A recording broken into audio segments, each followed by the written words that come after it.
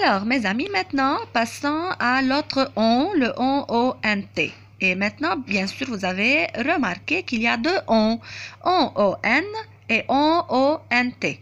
Mais ces deux on se prononcent de la même façon, mais ils s'écrivent différemment. Vous allez faire attention. Vous avez compris le on-o-n. Maintenant, on va comprendre le on-o-n-t, pourquoi on l'écrit comme ça. Prenons la première phrase. Elles ont une belle maison. Qui ont une belle maison? Alors, si je pose la question qui, je dois trouver le sujet. Alors, elles. Très bien. Comment j'ai écrit elle ici? Avec S. Très bien.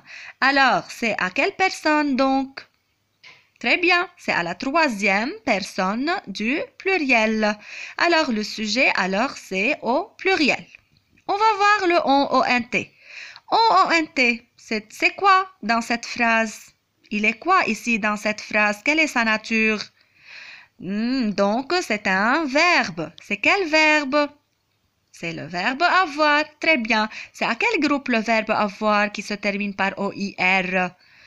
Alors, c'est le troisième groupe. Vous savez que dans la conjugaison, on a trois groupes. Premier groupe, les verbes se terminent par... Très bien, ER. Deuxième groupe, les verbes se terminent par... IR. Et le troisième, les verbes du troisième groupe se terminent par trois choses qui sont IR, OIR et RE.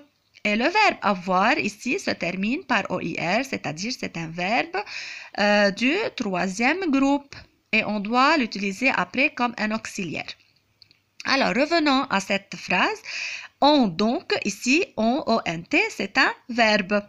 Il s'accorde avec le sujet au pluriel, avec elle, avec S. C'est pour cela on doit l'écrire O-N-T.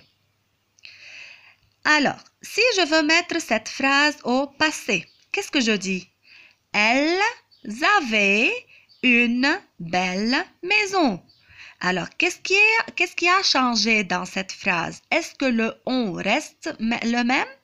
Non, on a mis le on au passé, c'est-à-dire on a changé le verbe au passé. Il devient elles avaient une belle maison. Alors, elles avaient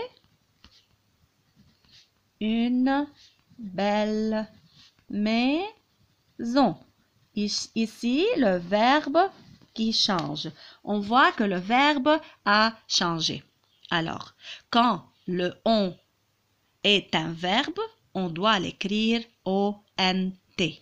Et quand le verbe est un sujet, on doit l'écrire O-N. L'exemple suivant, ils ont un cheval. Alors, comment on a écrit le on? O-N-T. Pourquoi?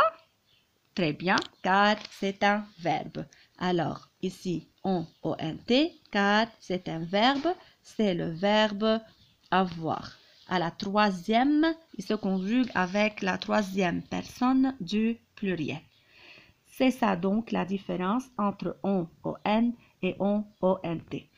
Alors, un petit rappel des deux on. Alors, on, O-N, il peut remplacer il sans S et elle sans S, et il est toujours un sujet. Le on, O-N-T, c'est le verbe avoir qui se conjugue à la troisième personne du pluriel. Les deux on se prononcent de la même façon, mais ils s'écrivent différemment. Alors, finissez la vidéo et vous allez faire la fiche que je vous ai envoyée. Et après la dictée.